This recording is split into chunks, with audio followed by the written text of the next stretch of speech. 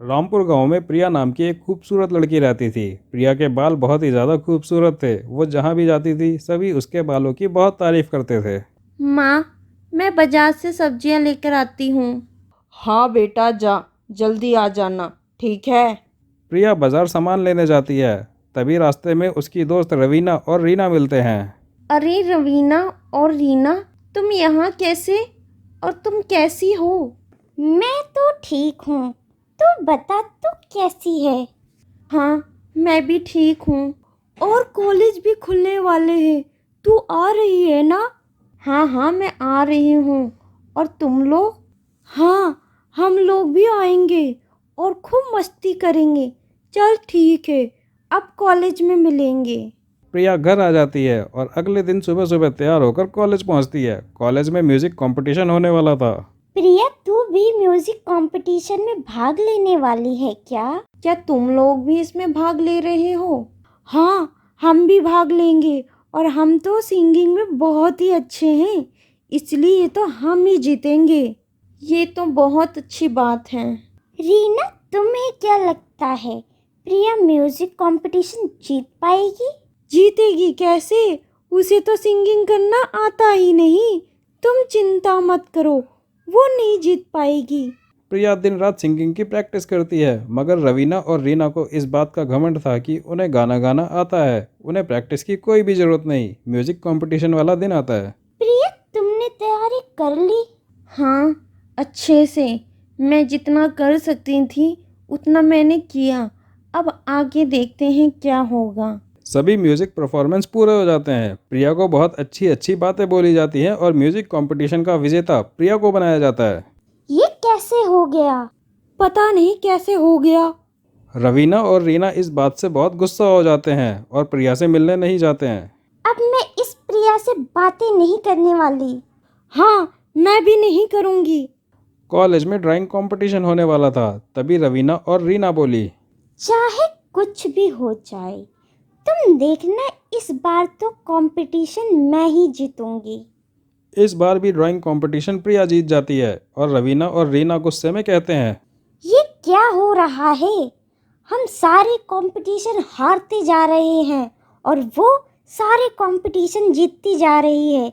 चारों तरफ बस उसी की ही तारीफ हो रही है। हमें कुछ ना कुछ तो करना ही पड़ेगा।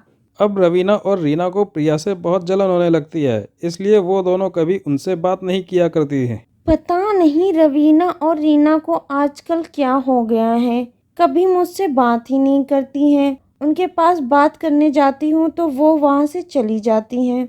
उनकी मर्जी, बात करनी है तो करे, नहीं करनी है तो ना करे। कुछ महीने बीत जाते हैं। कॉलेज में फैंसी ड्रेस कंपटीशन होने वाला था।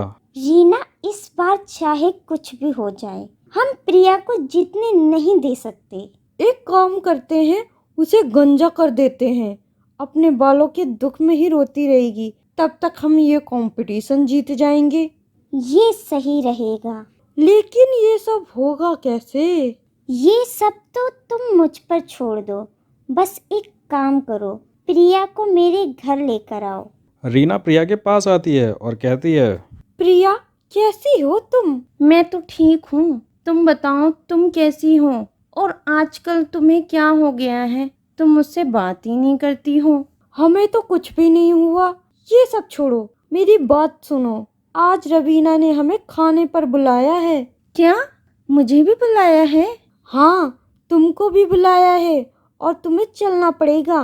प्रिया तुरंत रीना के साथ रवीना के घर चलने के लिए तैयार हो जाती है। अरे प्रिया, तुम आ गई। आओ आओ, बैठो। वैसे भी मैं मालिश कर रही थी। आओ, मैं तुम्हारी भी मालिश कर देती हूँ। इसके बाद हम खाना खाएंगे। अरे नहीं, तुम्हें क्या तकलीफ देना। इसमें तकलीफ की कौन सी बात है? रवीना तेल लगाकर बालों की मालिश करना शुरू कर देती है। हाँ चलो, अब हम खाना खा लेते हैं। सभी भरपेट भोजन कर लेते हैं। इसके बाद प्रिया अपने घर आ जाती है।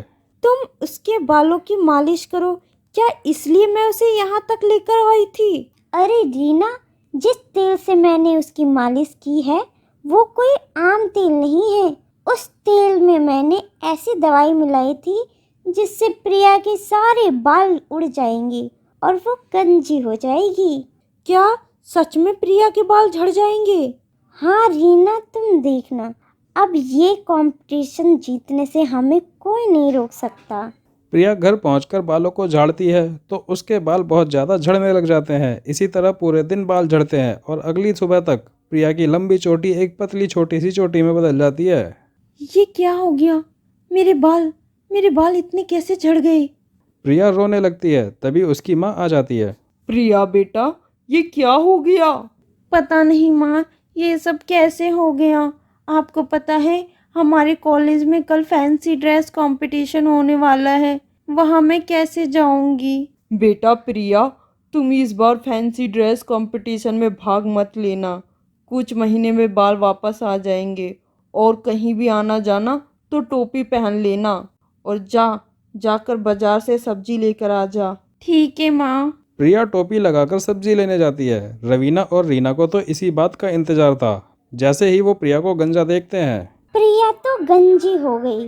आखिरकार हमारी योजना काम कर गई। कल ही फैंसी ड्रेस कंपटीशन है और उसमें मेरा भी नाम है। मैं क्या जवाब दूंगी सबको? अरे तू इतनी दुखी क्यों होती है? मैं तेरे साथ चलूंगी और बात कर लूंगी। प्रिया उदास होकर एक पेड़ के नीचे बैठ जाती है और सोचने लगती है। कोई ना कोई वजह तो होगी ही जिस वजह से मेरे बाल उड़ गए।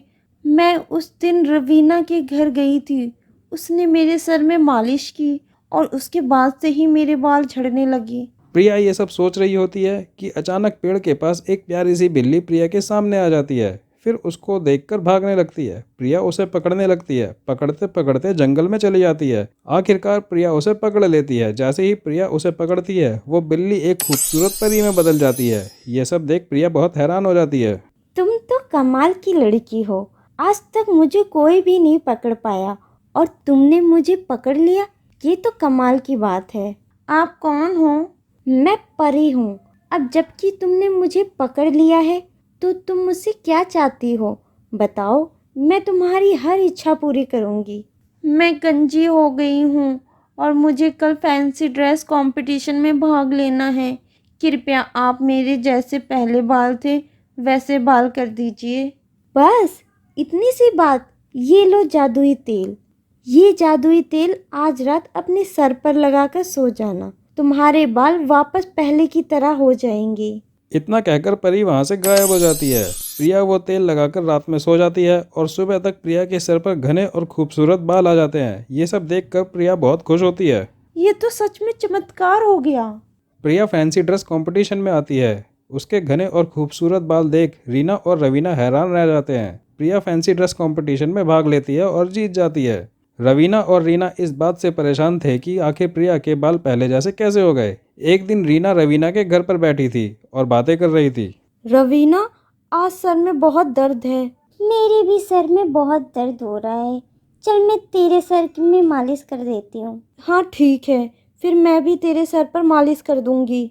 अगले दिन तक दोनों के बाल उड़ जाते हैं और वो दोनों भी गंजी हो जाती हैं। रीना, शायद गलती से मैंने वही तेल इस्तेमाल कर लिया जो हमने प्रिया पर किया था।